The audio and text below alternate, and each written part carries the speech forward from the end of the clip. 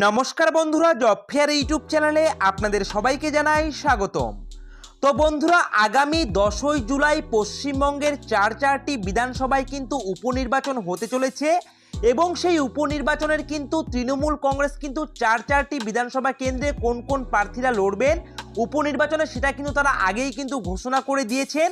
তবে আমরা যেমনটা জানিয়েছিলাম যে আগামী সোম থেকে শুরু করে মঙ্গলবারের মধ্যে বিজেপির তরফ থেকে প্রার্থী তালিকা ঘোষণা হয়ে যেতে পারে, ঠিক তেমনটাই কিন্তু আজকে সরাসরি কিন্তু বিজেপির কেন্দ্রীয় দপ্তরের তরফ থেকে কিন্তু সরাসরি এই যে চারটি বিধানসভা কেন্দ্র রয়েছে পশ্চিমবঙ্গে, অর্থাৎ রায়গঞ্জ কেন্দ্র, রানাঘাট দক্ষিণ, বাগদা কেন্দ্র এবং মানিকতলা কেন্দ্র, এই চারটি কেন্দ্রে কিন্তু বিজেপিও তাদের প্রার্থী তালিকা আজকে কিন্তু ঘোষণা করে দিল। অর্থাৎ আগামী 10ই জুলাই অনুষ্ঠিত হতে চলেছে পশ্চিমবঙ্গের 4 বিধানসভা কেন্দ্রে উপনির্বাচন এবং সেই উপনির্বাচনের যে 10ই জুলাই আপনাদের ভোট হতে চলেছে তার আগেই কিন্তু প্রার্থী তালিকা ঘোষণা করে দিয়েছিল তৃণমূল কংগ্রেস এবং 3টি আসনে কিন্তু প্রার্থী তালিকা ঘোষণা করে দিয়েছিল কিন্তু বামেরা। এবং আজকে সোমবার অর্থাৎ বিজেপিও কিন্তু তাদের প্রার্থী তালিকা প্রকাশ করলো। তো বিজেপির তরফ থেকে এই চারটি গুরুত্বপূর্ণ কেন্দ্র অর্থাৎ রায়গঞ্জ বিধানসভা কেন্দ্র, রানাঘাট দক্ষিণ বিধানসভা কেন্দ্র এবং বনগাঁর যে বাগদা বিধানসভা কেন্দ্র এবং মানিকতলা বিধানসভা কেন্দ্র, এই চারটি বিধানসভা কেন্দ্রে কোন কেন্দ্র থেকে বিজেপির কোন কোন প্রার্থী এবার বিধানসভার উপনির্বাচনে লড়তে চলেছেন সেই বিষয় নিয়ে বিস্তারিত আপডেট জানিয়ে দেব আজকের এই ছোট্ট ভিডিওতে। তো ভিডিওটিকে স্কিপ না করে সম্পূর্ণ ভিডিওটি দেখার চেষ্টা করবেন আর প্রতিনিয়ত বিভিন্ন রকমের আপডেট পাওয়ার জন্য অবশ্যই আপনারা আমাদের এই জব ফেয়ার ইউটিউব চ্যানেলকে সাবস্ক্রাইব করে দিয়ে পাশে থাকা বেল আইকনটিকে বাজিয়ে দেবেন। তো বন্ধুরা চলুন এবারে আমরা মূল ভিডিওটি শুরু করি।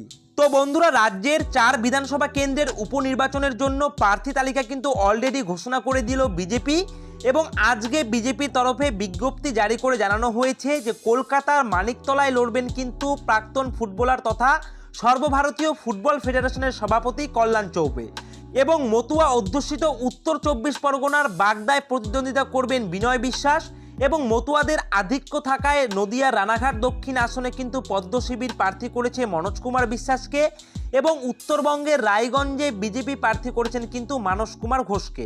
এবং আপনাদেরকে জানিয়ে রাখি 2021 সালের বিধানসভা ভোটে রায়গঞ্জ এবং রানাঘাট দক্ষিণ কেন্দ্রে বিজেপি প্রার্থী হিসাবে জয়ী হয়েছিলেন কৃষ্ণ কল্যাণী এবং মুকুটমণি অধিকারী এবং তারপরে কিন্তু তারা তৃণমূল কংগ্রেসে যোগদান করেন এবং লোকসভা নির্বাচনে কিন্তু কৃষ্ণ কল্যাণীকে রায়গঞ্জ কেন্দ্রে এবং মুকুটমণি অধিকারীকে কিন্তু রানাঘাট কেন্দ্রে প্রার্থী করেন রাজ্যের শাসক দল এবং দুজনেই কিন্তু বিধায়ক পদে ইস্তফা দেয়। ফলে এই দুই কেন্দ্রে কিন্তু উপনির্বাচন অবশ্যম্ভাবী হয়ে পড়ে।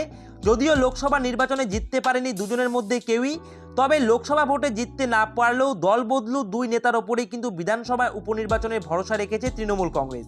ছেড়ে দেওয়া আসনে ফের প্রার্থী করা হয়েছে কৃষ্ণ কল্যাণীকে এবং মুকুটমণি অধিকারীকে এবং গত বিধানসভা নির্বাচনে বাগদা কেন্দ্রে জয়ী হয়েছিলেন বিজেপি প্রার্থী বিশ্বজিৎ দাস, পরে তিনিও কিন্তু দল বদল করে তৃণমূল কংগ্রেসে যোগদান করেন। সুতরাং লোকসভা নির্বাচনে তাকে বনগাঁ কেন্দ্রে প্রার্থী করেছিল রাজ্যের শাসক দল, কিন্তু বিজেপির শান্তনু ঠাকুরের কাছে তিনি হেরে যান এবং বিশ্বজিৎ দাস কিন্তু বিধায়ক পদে ইস্তফা দেওয়ায় বাগদা বিধানসভা কেন্দ্রে উপনির্বাচন কিন্তু হচ্ছে এবং সেখানে অবশ্য বিশ্বজিৎ দাস নন, তৃণমূলের রাজ্যসভার সাংসদ মমতা বালা ঠাকুরের কন্যা মধুপর্ণা ঠাকুর কিন্তু প্রার্থী হয়েছেন এবং 2021 সালের বিধানসভা নির্বাচনে কলকাতার মানিকতলা কেন্দ্রে জয়ী হয়েছিলেন বর্ষিয়ান তৃণমূল নেতা অধুনা প্রয়াত সাধন পাণ্ডে এবং রাজ্যের প্রাক্তন মন্ত্রী সাধন 2022 সালের ফেব্রুয়ারি মাসে প্রয়াত হন, অর্থাৎ তিনি মারা যান। কিন্তু তারপর দীর্ঘদিন মানিকতলা বিধায়কহীন হয়ে থাকলেও কিন্তু সেখানে উপনির্বাচন করা সম্ভব হয়নি, কারণ গত বিধানসভায় এই কেন্দ্রে পরাজিত বিজেপি প্রার্থী কল্যাণ চৌবে কলকাতা হাইকোর্টে ইলেকশন পিটিশন কিন্তু দাখিল করেছিলেন। সম্প্রতি সেই আইনি জটিলতা কেটে যায় এবং কল্যাণ চৌবেকেই কিন্তু মানিকতলায় প্রার্থী করেছেন পদ্ম শিবির এবং তৃণমূল কংগ্রেস প্রার্থী করেছেন প্রয়াত মন্ত্রী সাধন পাণ্ডের স্ত্রী সুপ্তি পাণ্ডেকে। তো বন্ধুরা, বুঝতে পারছেন অলরেডি কিন্তু আজকে বিজেপির তরফ থেকে আগামী প্রথম দফায় অর্থাৎ 10ই জুলাই যে পশ্চিমবঙ্গের চারটি বিধানসভা কেন্দ্র রায়গঞ্জ বিধানসভা কেন্দ্র, রানাঘাট দক্ষিণ বিধানসভা কেন্দ্র, বাগদা বিধানসভা কেন্দ্র এবং মানিকতলা বিধানসভা কেন্দ্র, এই 4টি বিধানসভা কেন্দ্রে যে উপনির্বাচন হতে চলেছে সেখানে তৃণমূল কংগ্রেস কিন্তু ভোটের ডেট প্রকাশ হওয়ার আগেই কিন্তু তারা তাদের প্রার্থী ঘোষণা করে দিয়েছে এবং বামেরা কিন্তু 3টি আসনে প্রার্থী ঘোষণা করেছে এবং আজকে অর্থাৎ সোমবার আজকে কিন্তু বিজেপির তরফ থেকে এই চারটি কেন্দ্রে বিজেপির মনোনীত প্রার্থীদের নাম কিন্তু ঘোষণা করে দেওয়া হলো। এবং আপনাদেরকে জানিয়ে রাখি, আগামী 10ই জুলাই 2024 তারিখে এই চারটি বিধানসভা কেন্দ্রে উপনির্বাচন হতে চলেছে এবং 13ই জুলাই কিন্তু আপনাদের ভোটের রেজাল্ট প্রকাশ হবে। তো বন্ধুরা, এই মুহূর্তের কিন্তু এটাই রয়েছে সবথেকে বড় আপডেট, যা আমি আপনাদের সঙ্গে শেয়ার করে দিলাম, যে বিজেপির তরফ থেকেও কিন্তু আজকে 4টি বিধানসভা কেন্দ্রে উপনির্বাচনের জন্য কিন্তু প্রার্থী ঘোষণা করা হয়ে গেল। তো বন্ধুরা, এই রয়েছে কিন্তু আজকের ভিডিও। আজকের এই ছোট্ট ভিডিওতে কিন্তু বিস্তারিত আপডেট আপনাদের সঙ্গে শেয়ার করে দিলাম।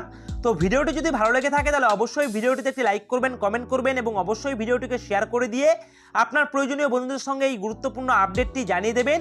আর প্রতিনিয়ত বিভিন্ন রকমের আপডেট পাওয়ার জন্য অবশ্যই আপনারা আমাদের এই জব ফেয়ার ইউটিউব চ্যানেলকে সাবস্ক্রাইব করে দিয়ে পাশে থাকা বেল আইকনটিকে বাজিয়ে দেবেন।